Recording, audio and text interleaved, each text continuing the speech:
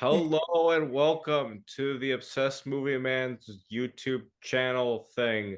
I am your host, Jack, the Obsessed Movie Man, aka Riddle Me This 93, and I finally, guys, discovered what the name of the podcast is. I think it was Behind the Projector. At least that's what it was when Kyle is here. Speaking of Kyle is here. Kyle, you want to say hello to the lovely audience? Hey, how's it going, everybody? Also rejoining is Billy, who was in the last podcast. Billy? Hello, everyone. I'm glad to be here today. And joining us for the first time on this podcast is Shortness. Hello, Shortness. Hello. Ooh. And Shortness, is this your first podcast? I know this is your first podcast with us, but is this your first podcast in general? No, it is definitely not. I'm sure you've never discussed cosplays or nerdy things on your podcast Never. for once. But Shortness actually did comment on our last one with Batman 66. And with that said, we're gonna go to the next logical what's the word? Procession? The next logical step in our Batman live action adventures with Batman 1989, starring Michael Keaton and Jack Nicholson as top billing. So Jack Nicholson and Michael Keaton. Um who wants to get the ball rolling on this one? Because I'm sure no one on YouTube has ever talked about this movie before. I didn't know that David Cronenberg declined the offer to direct this movie. Oh, really? Yeah, I like heard about it like a couple weeks ago, and I haven't looked into it, but can you imagine that? David Cronenberg. Like I could picture some grotesque Joker imagery. That's true. Um, Or like when the townspeople get affected by the like all the beauty products and everything else in the movie. yeah, the Smilex. Um, I guess I'll start by asking you all how. We'll start with Shortness since she is our new guest. Do you remember how you were introduced to Batman 1989? My father. Oh, okay. That's My dad was really into anything nerdy, essentially, and I wouldn't say forced, I would say more invited me to be a part of that. So I got really into Star Wars as a kid, Batman as a kid, Indiana Jones as a kid, anything that became big during the 70s, 80s. I was introduced to really early. your father sounds like the right kind of man, Shortness. Yes, he is. Billy, do you remember how you were introduced to Batman 89? Batman 89. Well, funny enough, my grandmother she gave it to me, the VHS of Batman Returns. And so I kind of got into all of that throughout her. And I was always been a Batman fan, but I saw the Batman and Robin first. And then as I saw the original with how dark it was with Joker and all that, most kids were saying that it was scary. I was having a laugh all the way. So you were introduced to before I get to Kyle. You were introduced to Joel Schumacher's Batman and Robin first. Yep. That's the same thing that happened to me. I'm not joking. I was introduced to that movie first, and I was like, "Oh, Bane's supposed to be stupid. Mr. Freeze is supposed to say a lot of puns." I got the act, and then when I saw Batman '89, I had nightmares. I remember vividly Joker having nightmares of Joker coming through my bedroom window and trying to kill me. So that's kind of a funny coincidence we have there. Um, Kyle, do you remember how you were introduced to Batman 1989? I really don't, honestly. There was a kid that I grew up with who was like obsessed with Batman. It was like his whole thing. And then I just remember one day on TV, Batman 89 was on, and I was like, "Oh, hey, here's that Batman guy that kid's always talking about. I'll just watch it." And that's honestly pretty much it. I watched the movie, fell in love with it, and I watched the next one. And that scene with Catwoman when she kills that guy, she electrocutes what's his face. Um, Max Shrek, played by Christopher Walken. Yeah, that scared me when I was a kid. Especially when you see his charred corpse, but that's a discussion for another day. Yes, but that Tim, was shame on you. pretty. That's pretty much how I remember it. I think it was just on TV. Like it is. I'm not gonna say the definitive Batman movie, but when you think Batman, you kind of go to Michael Keaton. You can go to the quotes like "I'm Batman." You want to get nuts? Let's get nuts. Do you ever dance with the devil in the pale moonlight? Things like that. You kind of go to I love that line. the which one? The you want to get nuts? Let's get nuts. No, the have you ever danced with the devil in the pale moonlight? That is such a cool and creepy line, and it kind of has no meaning because he says like he literally says I just like the sound of it. Oh yeah, somebody said that when we were in high school when we were playing dodgeball, and it was hilarious. That's creepy. Um, but I did take. Is there anything in particular that stands out to you guys about this movie? Like, is there a scene that you love? Is there an actor in particular you want to give a shout out to that you really enjoyed? Danny Elfman's music. Oh my god! Ooh, You The want fact that this is the theme that they continue to use for the animated series, Chef's Kiss. ooh. it is a great theme, and you're right. You actually beat me to that. They did take that for Batman '89. Um, it's instantly recognizable. You can play it on the Lego Batman games, or you could hear it on the Lego Batman games. And you can't go wrong with Danny Elfman. He's done. Am I correct in saying two superhero themes, iconic superhero themes, Spider-Man and this? Correct. I I feel was like gonna say, yeah, definitely those two at least. they're great. Um, Billy, is there anything you wanna that particularly stands out to you about this movie? Like, it could be the sets, the acting, the props, direction.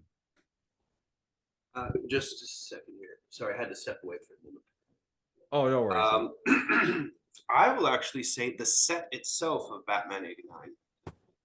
It's remarkable. I actually took some notes. It was by it. It was I'm looking for it right now because you bring up a oh shoot, I can't read it because I didn't tell anyone this, but I told you guys this before and I'm having some computer problems. But it the sorry, you go ahead, Billy, while I look for my notes.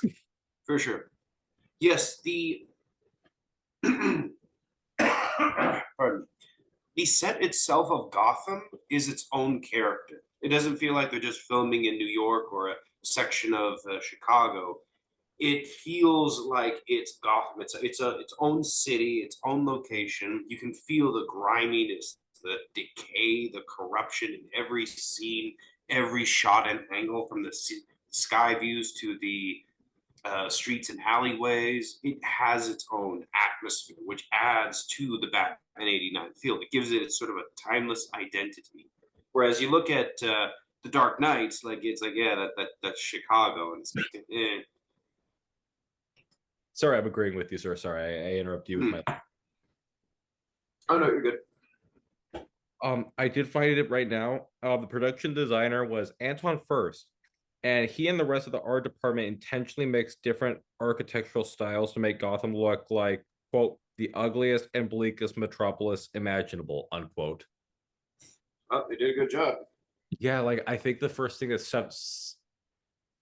comes to mind is that opening scene where the kid and his parents are like tourists and got well, first off, why would you want to tour Gotham? But they're trying to find their way around the city. And do you remember Yeah. that scene? It's such a bait and switch moment too. Yeah, you think it's going to be like, oh, it's another origin story of Batman, but no, Batman's already there. That's another thing. Sean Hamm, who wrote the script, actually intentionally steered away from telling an origin story, saying that the flashbacks would suffice well enough. Oh yes. And Mm-hmm. do you remember that moment? I'm not sure if any of you remember that weird moment when the kid and the parents are looking for their way around town and a prostitute kind of hits on the kid. Like he kind of Oh touches. yeah. I'm like, only That's Gotham. that's Gotham. '80s Gotham.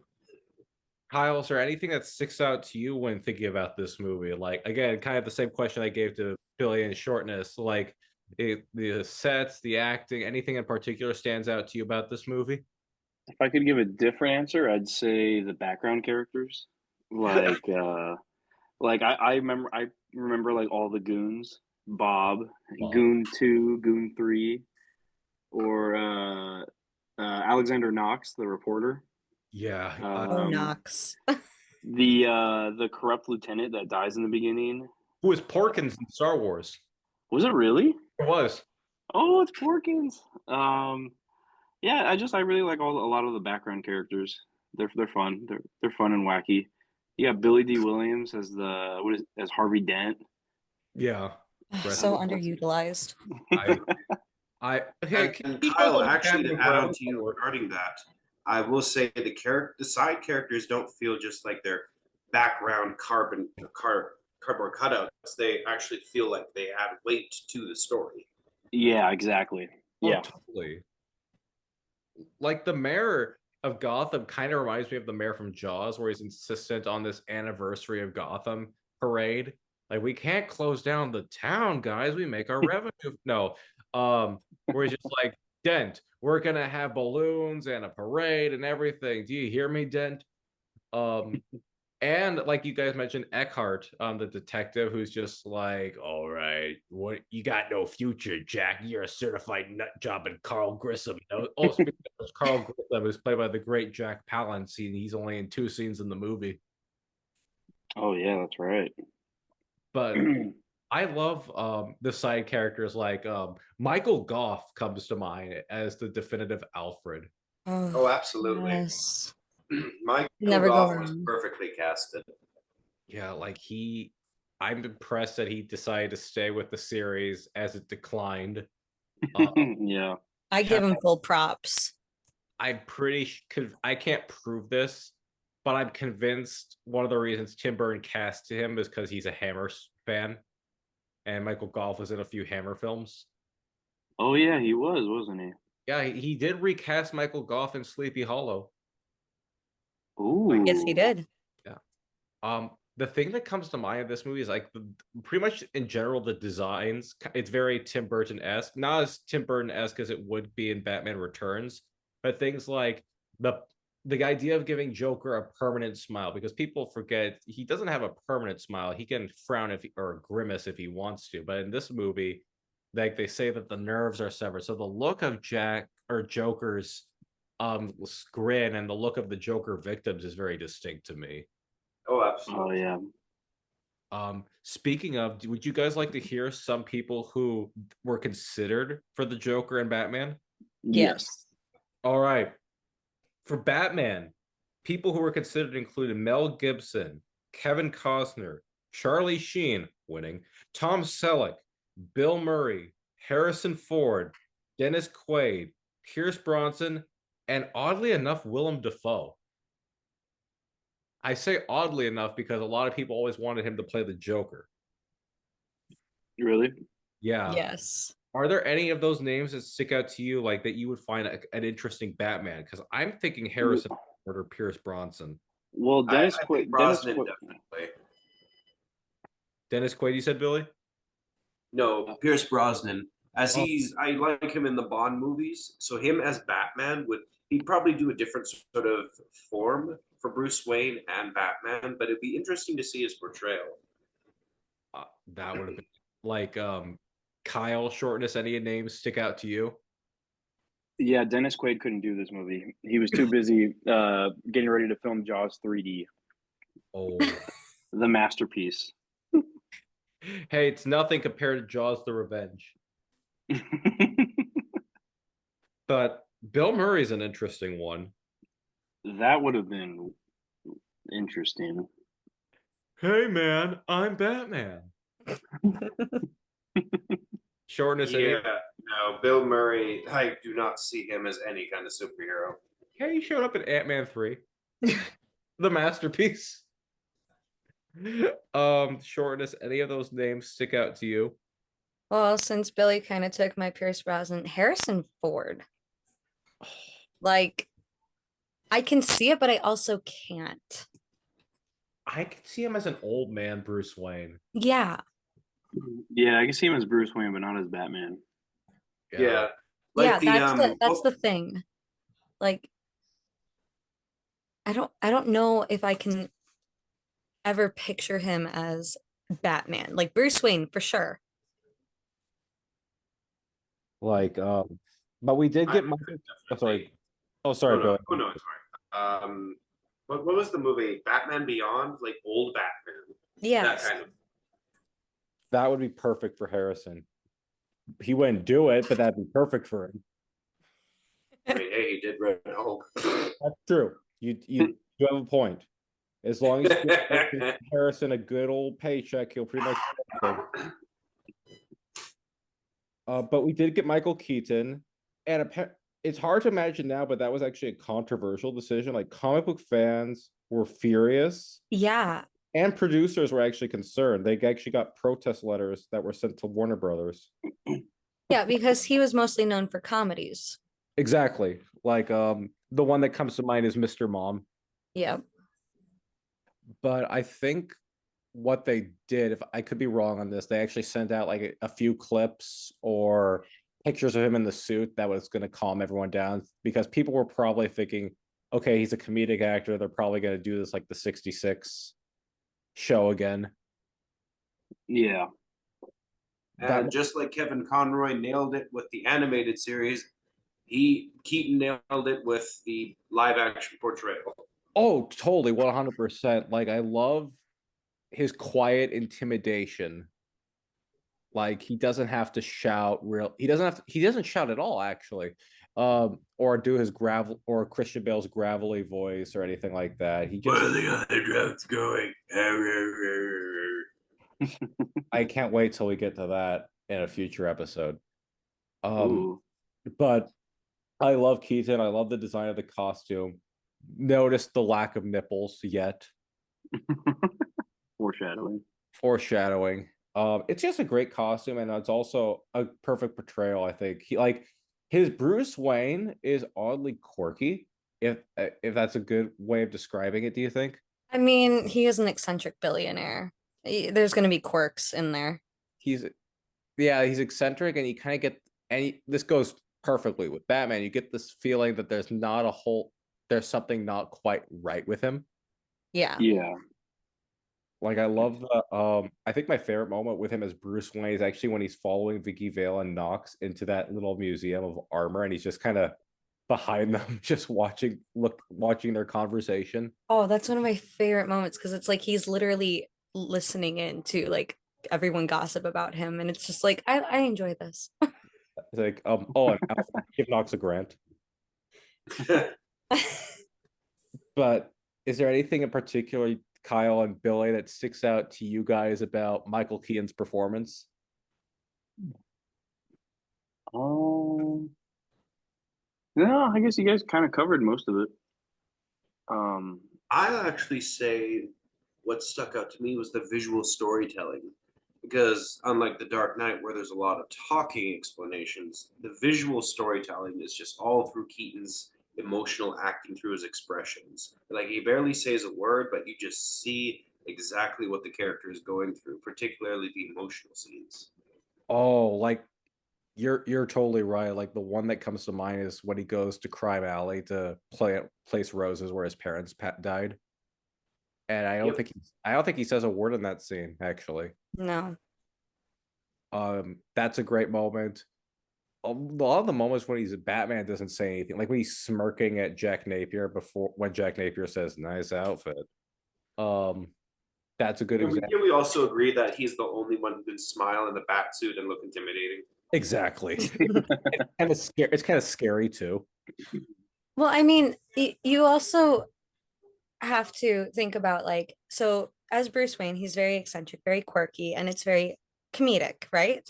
Yeah. Then you have his more truer self, especially in the scene where it's him, Vicky, and Alfred in the kitchen talking. It's very relaxed. He's very in with like present in the moment. But then you have the moments as Bruce Wayne where he's by himself, there's no talking, or as Batman, again, very quiet, very reserved. And you can literally see like every little rigidness of him. It's like he is living through every pain he's ever had, especially like the most iconic moment for me is when Joker and his goons are literally, causing a scene in the middle of Gotham Day and bullets are flying and he's just staring at Joker. Yeah, like And he's so captivated. He's not like there, he's showing like nothing, like he's walking like there's nothing going on around him. he's just dead focused because this is right after he finds out that Jack Napier Joker is the one who killed his parents, which we'll get into in a minute because that presented its own controversial moments. Yeah. But since we're talking about Joker, Billy's favorite character, do you want to hear some actors who were considered for the role of the Joker? Yes. Go for it. The first one was actually supposed to play him in the animated series, Tim Curry. Ooh. Another one was David Bowie, who I would have loved to have seen, honestly. Bowie as the Joker. Oh, that would have been so interesting to see how he play it. Yeah, you wouldn't need Prince to do the songs then. No. Oh yeah. You got John Lithgow, Brad Dourif, Ray Liotta, James Woods, and here's an interesting one who would also tie into Batman the Animated Series, John Glover. Huh. Who, for those of you who don't know, Billy, would you like to say who John Glover plays? Quite a few, actually. John Glover has the history with Batman. Like, he plays, I assume, your favorite Batman villain. Yes, John Glover has actually voiced the Riddler in the animated series, and he did that spectacularly. Glover was also in, briefly, Batman and Robin in the Ivy origin story arc. He wasn't in 89, though. He wasn't in 89. He did show up. He showed up in a few weird comic book movies. Like, he showed up in, what was it? I was going to say Black Adam, Shazam. Oh, yeah, he showed up in Shazam. He also was in Smallville. Oh, yeah. Ooh. He was Luther's father, right? Yep. But now we're going off talking. But they did. Robin Williams also lobbied to play Joker. He really wanted to play that part. Can you guys picture Robin Williams as the Joker? No. No. No, not really for me either. That would have been weird. I mean, yes and no. Robin Williams definitely had the energy to do it, but he doesn't have that kind of sinister, dark angle that he'd be able to play. Like, I've seen him play some scummy and sinister characters, but he doesn't have that angle that you need as Joker to be funny and scary at the same time. he would have made a great Riddler. He would have if they went the direction that Fanscription did.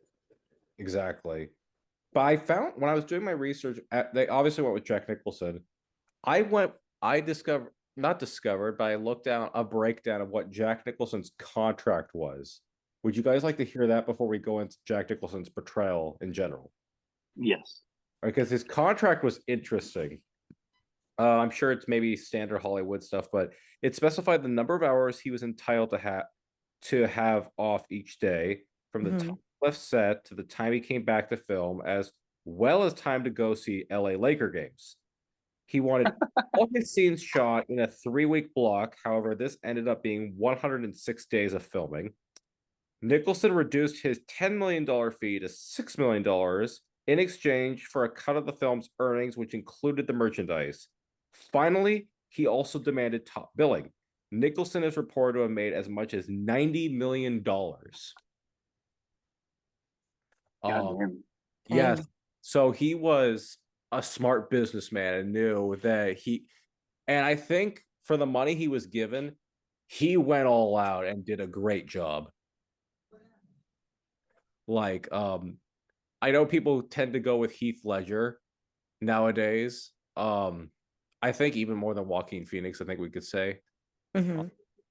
I'll say this about each portrayal, though. As we mentioned, three Jokers. Those three are like the trinity of live action Jokers, but they fit respectively in their universes perfectly, and they kind of reflect the ages of Joker from the Silver Age, Golden Age, and Bronze Age.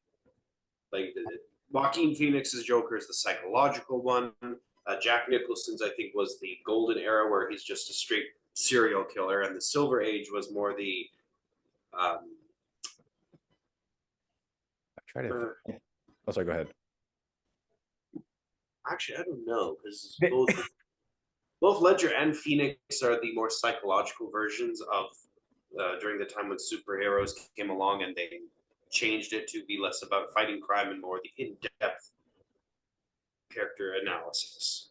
Yeah, I can't help you with the ages part because I always get the golden age, silver age, and bronze, whatever ages, I get them mixed up. Yeah, but they each fit their own universe perfectly. I get why a lot of people like Ledger's version.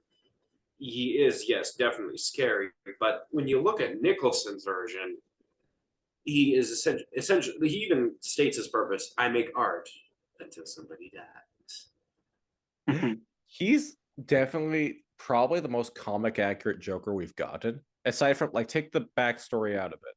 How he acts, his weird reasoning. Like the line that always sticks out to me is like when Vicky Vale asks what he wants and he says, "My face on a $1 bill."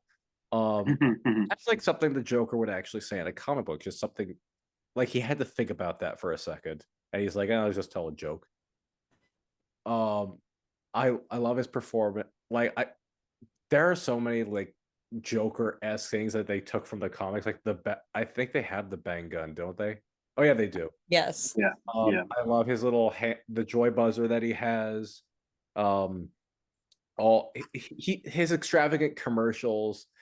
Everything about him screams like Joker from the comics. And Jack Nicholson puts it all into this role. He takes it seriously. And I saw an interview with him once where he's like, I learned that kids love it when you scare them. The more terrified they are, the more they love you. And that's such a Nicholson response. Yeah, I love that. Is there anything that sticks out to you guys about Jack Nicholson's Joker? I was gonna Iconic. say, oh, sorry. You're good. You're good. I was gonna say there's one line that he says, not as Joker, but as Jack Napier, that honestly feels very poignant, especially for Gotham, and it's decent people shouldn't live here. They'd be happier someplace else. Exactly. And it's like, you're not wrong, but that's like the whole point of Batman. And it's like, oh my gosh, they really are like two opposing forces. And if you don't realize that from this line alone, ugh. There's a lot of good lines in this movie, and I believe that all goes to Sean Hamm, who wrote the script, and we'll get into some of the other stuff he did in a minute. But I think this is probably one of the well, obviously this is one of the better Batman movies, but it has some great dialogue. There's some great discussions, like the idea of why does Batman do what he does, and he just simply says, he just simply says because no one else can or nobody else will, and it just cuts straight to the point. You don't need to nothing wrong with Nolan's Batman Begins origin, but it's just refreshing to see a movie that just kind of simple. It's the most human of the Batman films, I think. Absolutely. Not to mention, it also gave us the best Batman, but also Joker theme song as well. The Waltz to the Death. I love that theme so much. I have that on my iPod. Like it's the only one that's close to it is the animated series Joker theme. That's I would but that's not live action. I understand that. But I'm trying to think what else we could talk about. Like the Batmobile is a great design. Oh my gosh. Oh So yeah. good. It's probably my favorite Batmobile. I'm looking at my figure of it right now. It's on my shelf. Um, I do wish Shortness brought this up a little bit ago that they utilize Harvey Dent a little bit more because Billy D. Williams, in general, is a charismatic actor and he brings his charm to Harvey Dent. Well, yeah, like they have him in this film and he's very much a background actor. Yeah, And then Batman Returns, he disappears. And then the character returns in Batman Forever, but it's not him. I always debated, and I think they've gone back and forth on this if those movies should count if they're in the same universe or not. Because like on the one hand, yes, they have Pat Hinkle as Commissioner Gordon, Michael Goff as Mhm. but there's so many differences. Like Mhm. the Two-Face one sticks out the most because I had to always rationalize why is Harvey Dent black in the first movie and an elderly white, okay, not elderly, but a white cranky old man in Batman Forever. So I always had to rationalize, okay, at some point Harvey Dent pulled a Michael Jackson and changed his ethnicity.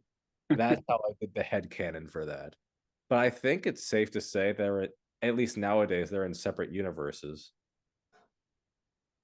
because Yeah. there's just too many different. Or at the end of the day, it doesn't really matter. Um, I there was something with Pat Hingle I looked up.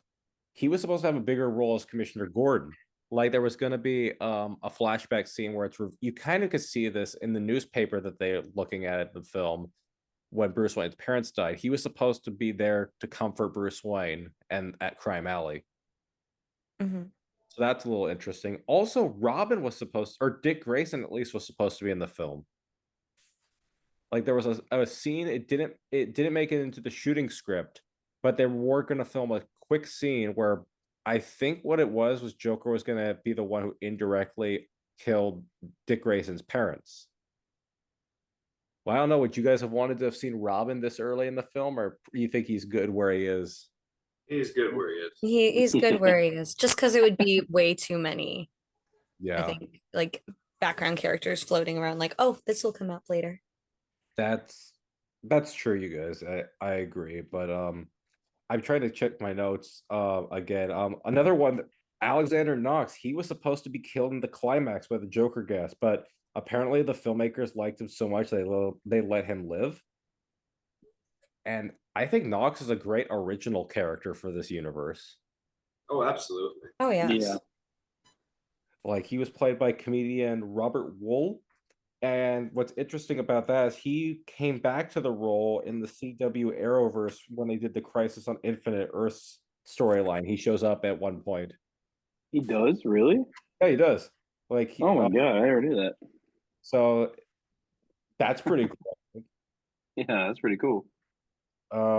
There, I did say we were going to bring about this. There were two things in particular that comic book fans were, how do I put it, less than pleased with. Um, we'll tackle both of them at the Joker being the one to kill the Waynes over Joe Chill, and that Alfred let Vicky Vale into the Batcave, which Sean Hamm himself would later agree with was not the best choice. What do you guys think of that? Because as a kid, those two things didn't really bother me. I think the Joker killing Batman's parents in this film works. Yeah, when The I was a kid, I always thought that was the origin. I always thought Joker killed his parents and it wasn't some other guy. Yeah. Um, I think it makes sense for this film, but there is a layer of tragedy in the comics that is just some nobody who got away. Mhm. Yeah. Shortness, Billy, do you have any thoughts? Or did this really bother you that Joker was the one that killed the Wayne's parents, or did you kind of brush over that when you watched the movie? I actually thought it made the most sense because Gotham created Batman, but in due to his actions, he created Joker. So it's kind of the cycle of the life choice that took when he chose to become Batman. His actions have repercussions, and even though Joker created him, he then created Joker, and then it just creates more of what's going on. It's like an Mhm. endless cycle. Mm-hmm. Shortness, what did you ever have any thoughts about Joker being the one who killed Batman's parents, or not really? No, I agree with both Kyle and Enigma. This is what makes the most sense. Like it's very, I think it's great storytelling, especially if you just view this as this universe. Like this makes the most sense. And I agree. I also think the same thing for Alfred letting Vicky Vale into the Batcave to be like if you read the comics, of course Alfred wouldn't do that. But if you're watching this film and you always get the impression Alfred is trying to push these two together and push Bruce to be more social. And I don't know. I think that kind of works in this film particularly. Any of you guys have thoughts on that? That it really bother you guys or not really? Do you think those are just a bunch of nitpicky comic book fans? As we are. No, it didn't really bother me that much. I Yeah. never really saw an issue with it. Just him moving the story along. Yeah. I think in Batman Returns they make light of that actually. I think there's a line where Bruce Wayne's like, "Hey, who let Vicky Vale into the Batcave, Alfred?" Or something. Yes, yes, they did. Um, I guess we'll move right along then. The film was generally well praised. I think on Roger Siskel and Ebert, Siskel of all liked it a bit more than Ebert did. The film won an Academy Award for Best Art Direction, so there you go, Billy. Um, and there have been a few continuations of this universe, actually. That we already mentioned the CW Crisis on Infinite Earth storyline. Michael Keaton would come back for his role in the generally well loved and very publicly loved The Flash. Ooh. There have been two continuations of the 89 universe in comic book form. Sean Hamm, who wrote the script for Batman 1989, and I think Batman Returns, he would make two comic book series, Batman 89 and Batman Echoes. In Batman 89, you would have Billy D. Williams finally turn to Two-Face. In Batman Echoes, you had Scarecrow and Harley Quinn. And this is one that Shortness, I would like you to, if you have anything to say about this, because you brought this to our attention earlier. There are two novels in the universe that have also come out: Batman Resurrection, which is like set between Batman Returns, Mhm. and Batman Revolution, which is yet to come out, I think. Correct. You brought this to our attention. Is there anything you could tell us about these two books? Um, yeah, they're so the author John Jackson Miller just decided that he wanted to continue the universe because I think it held a special place in his heart. Like this was his Batman movie. And he wished that more of like Tim Burton character, like more characters could have appeared in the Tim Burton-esque like films. And so he essentially wrote his own sequel to the 89 film, which takes place, as Jack said, between the 89 film and Batman Returns. And coming out in October of this year will be the sequel to that book, which is, oh my gosh, why did I just blank Featuring on? Riddler, Yes, the one with Riddler. the character that nobody in this group chat loves. No one likes the Riddler in No this one, group not a chat. single person. Absolutely not. I haven't heard that before. Who's the Riddler? Never That is heard a of him. riddle. Sorry, Billy. Uh, I cannot sanction this buffoonery. we'll get to Riddler's adaptations and that particular line that Billy just said in two podcasts from now, something like that.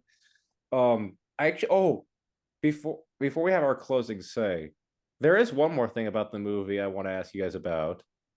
What did you think of the Prince songs? Because Tim Burton didn't want them in his film. He said he liked the music but didn't want them in the movie. I, Honestly, I thought they fit Joker for some reason. Like when he's on the parade float and the song is blasting, is like for some reason that just fits with Joker in this movie.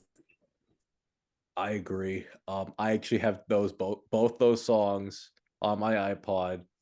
They're just so nostalgic to me, and they're so telling of the times. And I love seeing Jack Nichols, not to be confused with his character Jack Napier, same thing. Um, I love seeing Joker dance to them, like when he's in the Oh museum. yeah. Oh, It's yes. Shortness. Kyle, thoughts on the Prince songs? Trust and what's the other one?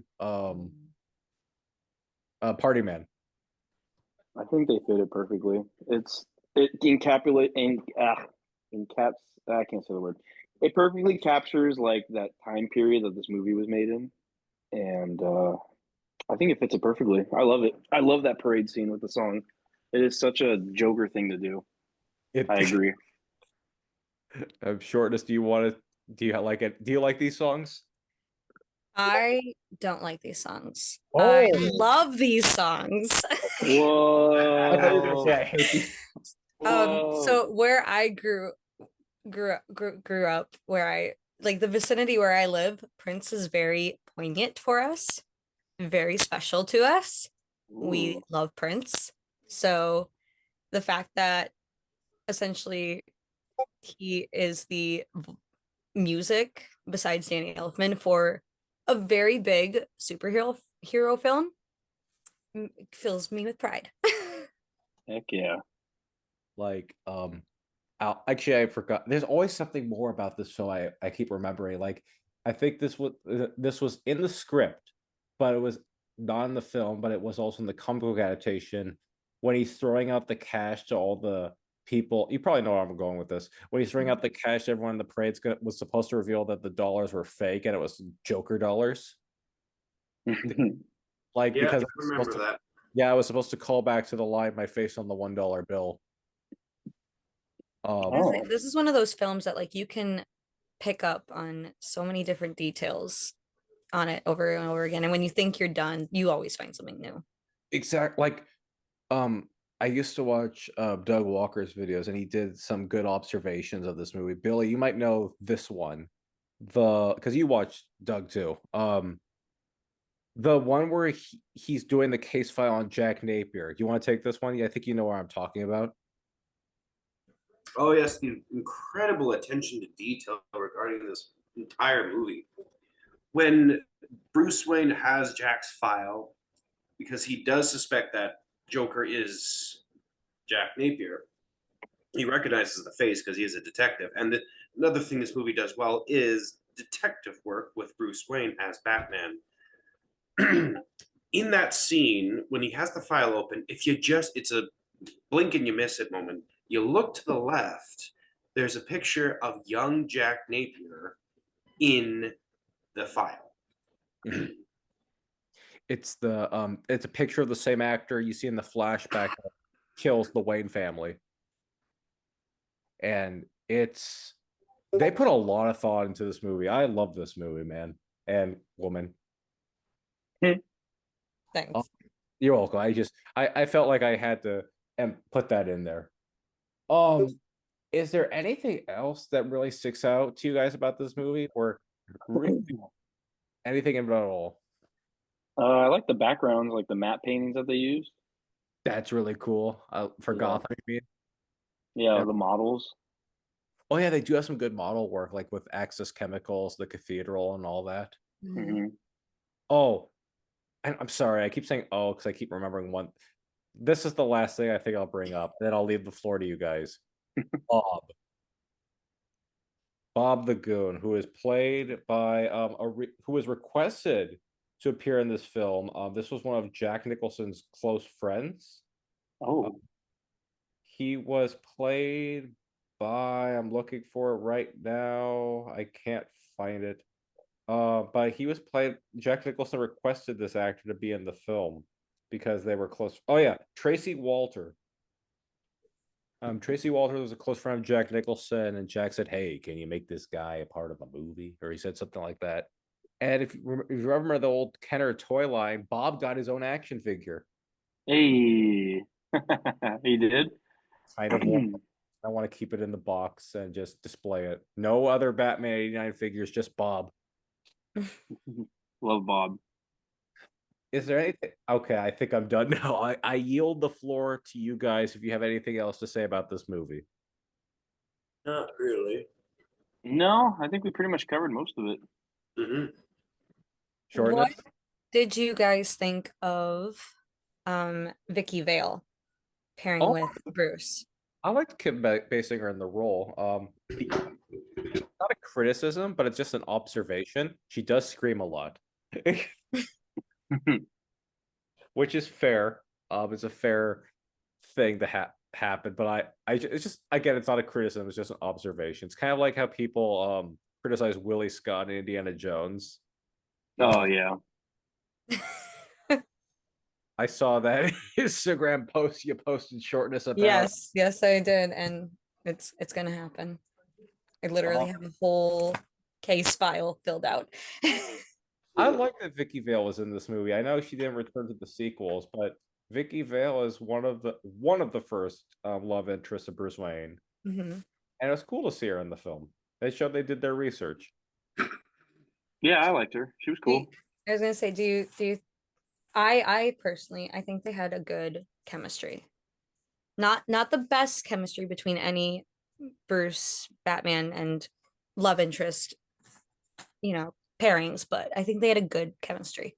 I love Julie Madison and relationship with Bruce Wayne and Batman and Robin more. No, I'm kidding. That's totally false. Um, I love her and Bruce's rate. I think the scene that sticks out to me is two of them. The dinner scene, and Mhm. when she enters the Batcave and she's like, "Why won't you let me in?" and stuff like that. Um, there's good chemistry and good scenes between the two of them. But and it's just a shame that she didn't show up. I understand they explained what happened to her in the Batman book that we were talking about before. Mhm. So I'm curious to read about that. Um, but I still admittedly do prefer Michelle Pfeiffer and Michael Keaton a bit more. Which I was gonna say, did you know that she was up for Vicky Vale? Really? They asked if Michelle Pfeiffer would be Vicky Vale, and Michael Keaton said no because we're a couple. I feel like it would be really awkward. And then And she was casted as Selena Kyle in the next one after they had broken up. oh my god, Oh, that's not awkward. Yeah. That would make it more wow. awkward. I think that'd make it more awkward. But you can't help who you're in a relationship with in Hollywood, I guess. Yep. Um, I guess that's about it. Billy, do you have anything else to say? Uh, that's all, folks. That's a good way to end it. So that's Batman 89. We'll come back to that's we've almost been on for an hour. Um, we'll come back with Batman Returns at a certain point in time.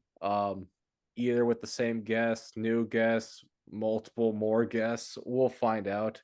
Because we added another last time it was 3 people, this time it's 4.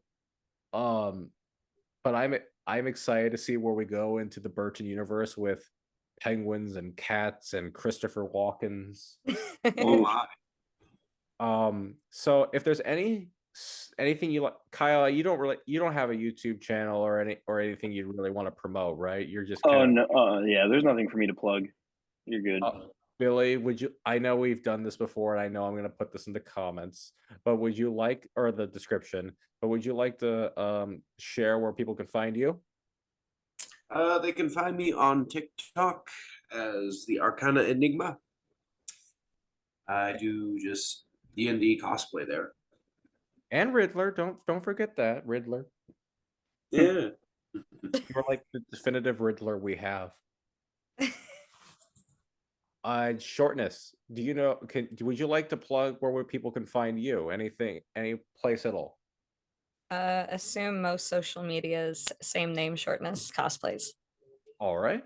And you can find me on, well, my parents' basement, but you could also find on this YouTube channel, and you can find me at Riddle Me This 93 on TikTok. And I think that's about it. So I want to thank you guys once again for joining me for this talk down Crime Alley Lane. I mean Batman Lane. Well, thanks for having us. Of course, it's always a pleasure to have you, and we'll see you all, lovely viewers, all in the next one. So have a great night, day, or wherever you're at. And we're gonna stop recording in 3. Oh wait, hold on. I almost forgot how to do this. This will be another 3, 2, 1.